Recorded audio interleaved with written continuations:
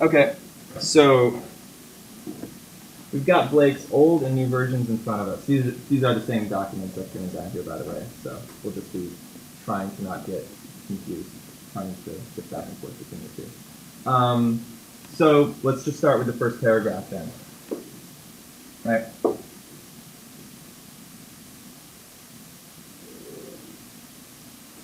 What are the differences between Blake's first paragraph and his second paragraph? Immediate observations. Sorry? Yeah, definitely. That's longer. And that's not inconsequential, right? Because what happens when it gets longer?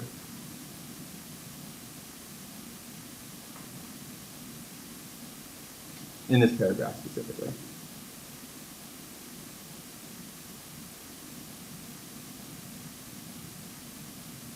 Okay, it's longer.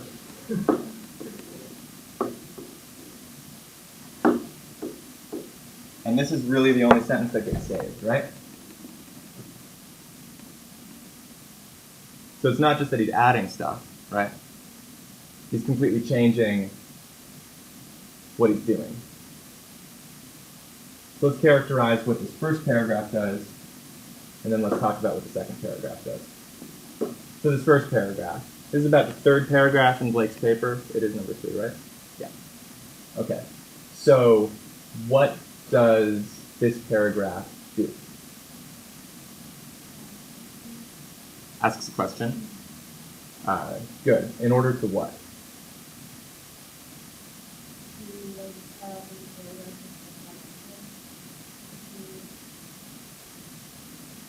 You mean to set up what's done in paragraph 2 as sort of an answer to that question? Yeah. That sounds about right. Yeah. Everyone agree with that? Dissension?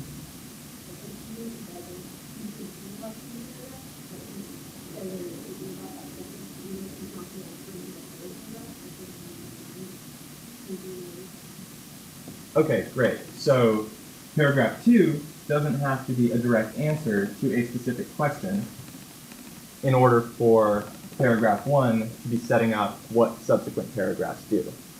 So you could have paragraph 1 ask a specific question and have paragraph 2 answer it directly.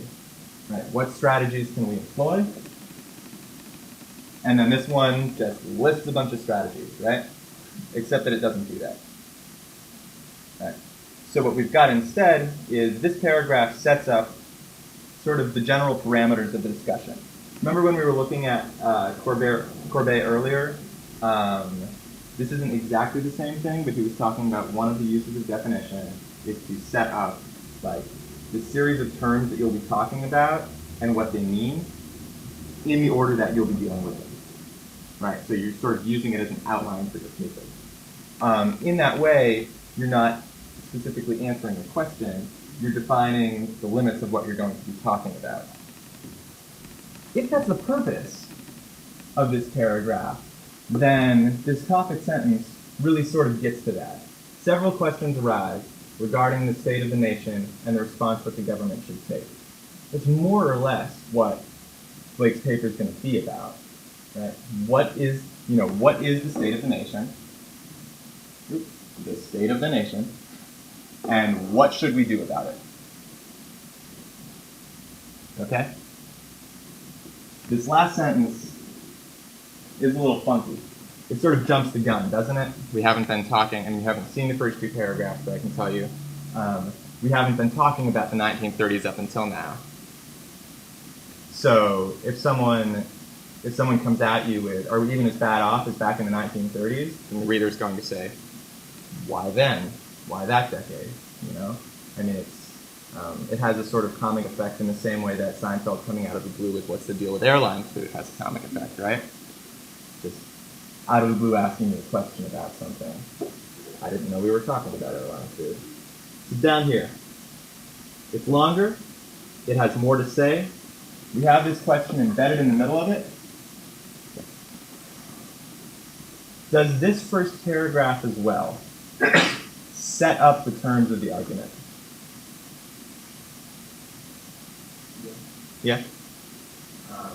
And more specifically, he's focusing on 2 different I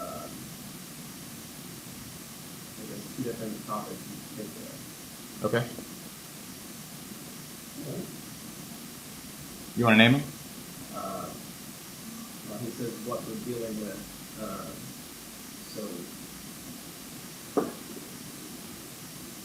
So it names 2 primary topics. What we're dealing with. Could the situation be compared to any past recessions, and what's the best way to solve the problem? Great. Yeah, I think you're about right that those are the two major issues at play in this paragraph. Note this: the state of the nation, the response. 1, 2, right? So we've still got the same topics at play, the same primary questions at play. I'm sorry. What's happening, and then what do we do about it, right? Same thing going on down here. However, it's getting a bit more fleshed out, right? We've got between what are we dealing with, a clarifying question. Could this situation be compared to any past recessions? Before he gets to how do we solve it. Is that just getting in the way, or is it doing something useful? So Blake's added a lot here. He put something between the 2 major topics he's talking about. Does that thing that comes between them add to the paragraph in a helpful manner, or does it subtract from the clarity?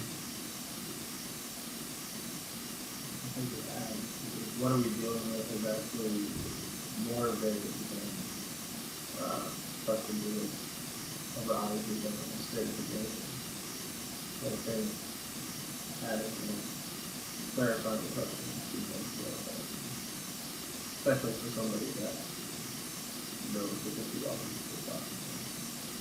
Okay, so there's 2 things at play in what you're saying that I want to suss out one from the other. What are we dealing with? You're saying it's less vague than saying the state of the nation. Just naming that as what you'll be talking about, correct? I think you're right about that. Yeah. But then there's a second part, right? Which is that you can't get to how to solve the problem without this question, right? That's the second half of it. Because that's what the authors use to say. Yeah, exactly. He's setting up. Blake's setting up in sort of a tricky rhetorical question. Boy, I wonder if there's any historical precedent for this, right? I think we know damn well that there is, having read the articles. But if someone comes to this, and because it's all we've been talking about for the last 2 weeks, right? But if someone comes to this not knowing, then what we've got here is Blake setting up a frame that the 2 authors are going to snugly fit into. That's not capitulating to what they're doing. It's not following their argument point by point so that you can't fit your own argument in. Instead, he's setting up, before he introduces them in any meaningful way, the specific grounds he wants to engage them on. That's what I'm talking about in terms of the second paper too, in terms of like focusing your topic. Right? I've given you a bunch of information. You're going to have to figure out not just what it is you want to say about the information, but what information you want to look at. Blake wants to look at the different decades. Great. Good framework. Okay? Next, we have the task of figuring out how to solve this problem.